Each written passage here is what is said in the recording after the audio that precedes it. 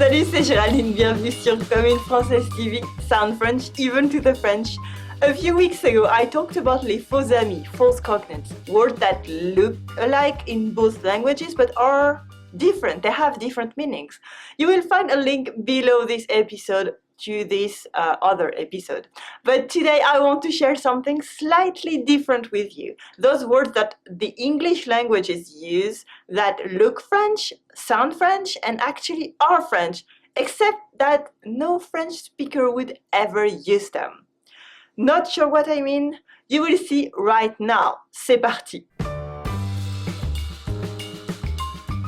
Double entendre. In English, a double entendre is a sentence that looks innocent but has usually another meaning. It comes from French. Entendre means to hear, but it used to mean comprendre, comprendre, to understand.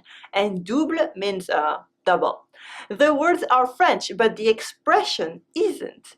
French people would translate it with un double sens, or une phrase à double sens, a sentence with two meanings, or better, un sous-entendu, literally a meaning under the surface.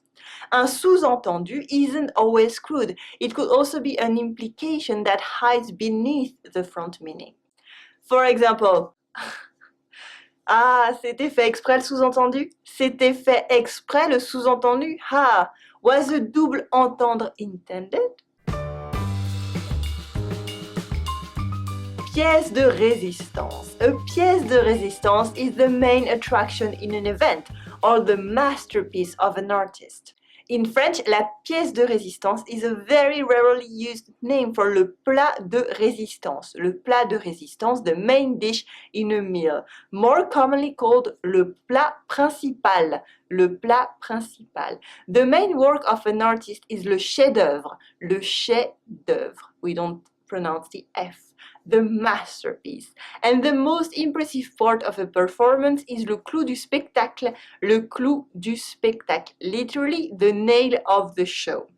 Et après les acrobates, on fera entrer le cheval à 5 pattes, ce sera le clou du spectacle. Et après les acrobates, on fera entrer le cheval à 5 pattes, ce sera le clou du spectacle. And after the acrobats, we will show the five-legged horse as the pièce de résistance. Maître de.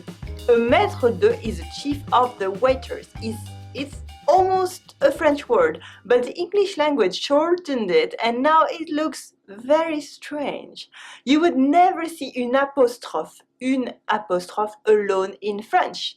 The proper expression here for the same job is un maître d'hôtel, the master of the hotel.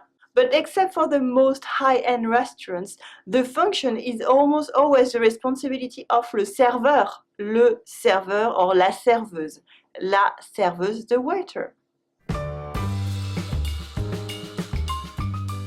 Bon viveur. Bon viveur seems to be the French for someone who lives well. I've heard it here and there, but it's almost right.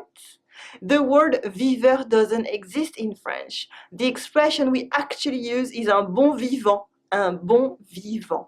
It's someone who enjoys life and its pleasures, good food in large quantity, drinking with friends and laughing a lot, with little regard for frugality or thrift. The bon vivant is a typical French figure in the country of wine and good food. He's the uncle that talks loudly and makes jokes with everyone during the family lunch on Sunday. He's your friend who orders another round at the bar with more bread, more ham and more cheese. Nothing truly excessive, but a solid appetite for life and healthy fun in good quantity. In English, quid pro quo is used at give and take. There is no go-to translation for this in French, but we would try faire des concessions mutuelles. Faire des concessions mutuelles, to make mutual concessions, or donnant-donnant, donnant-donnant, literally give and give. I know quid pro quo looks like Latin because it is, but you might mistake it for the French word un quiproquo, un quiproquo. French quiproquo is a mistaken identity when you take someone or something for someone or something else. It's a common device for French playwrights. In a famous scene in Molière's L'Avare, for instance, the stingy old character talks about his money, while the young protagonist thinks they're talking about a woman they both love. A synonym would be un malentendu, a misunderstanding. Oh, c'est vous le Michel dont on parlait? Je suis désolée pour le quiproquo. Oh, c'est vous le Michel dont on parlait? Je suis désolée pour le quiproquo. Oh, you're that Michel we're talking about? I'm so sorry for the misunderstanding. Résumé. The word résumé is a standard tricky word for French people. The word does exist in France. Un résumé is a summary, and en résumé means in short or bref, en bref, which is also the name for a very good show that you could find on TV and kind of a faux ami actually. Check it out. Bref. In English, however, the word résumé is a summary for a professional life. That's what we call in French un CV, curriculum vitae, CV. For example, j'ai envoyé mon CV et ma lettre de motivation pour le poste et j'ai un entretien demain. J'ai envoyé mon CV et ma lettre de motivation pour le poste et j'ai un entretien demain. I sent my resume and my cover letter for the position and I have an interview tomorrow. À la mode, à la mode. À la mode in English is a sign for a special local cooking recipe. In French, we would translate the expression with the word maison. For example, une tarte maison, a pie à la mode. Maison means house or home in French. It's short for fait maison, homemade. À la mode in French actually means fashionable or in the fashion of. That's how the expression got translated in English, where à la mode means à la mode de la maison. This full expression is correct in French, but not so used. The only exception is a nursery rhyme that we all know. As in, savez-vous planter les choux à la mode, savez-vous planter les choux à la mode de chez nous? That's the song. Savez-vous planter les choux à la mode de chez nous? Do you know how to plant the cabbages the way we do it at home? Passé. Passé in English is an adjective for old-fashioned or unfashionable. In French, le passé is the past, and that's why the English version is used this way. Funnily enough, French people would translate the English meaning with démodé, or has been. Yes, an English word.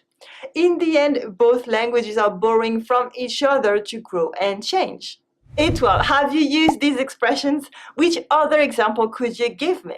Which word from your own language is being misused in other countries? I know French misuses a lot of English words.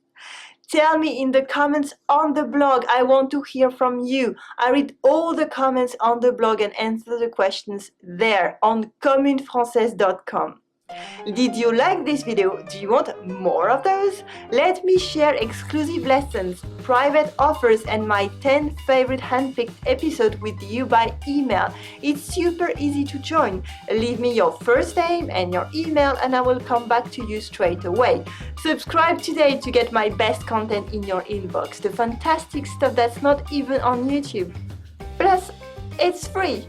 Merci for watching Commune Française TV, sound French even to the French. Allez, salut!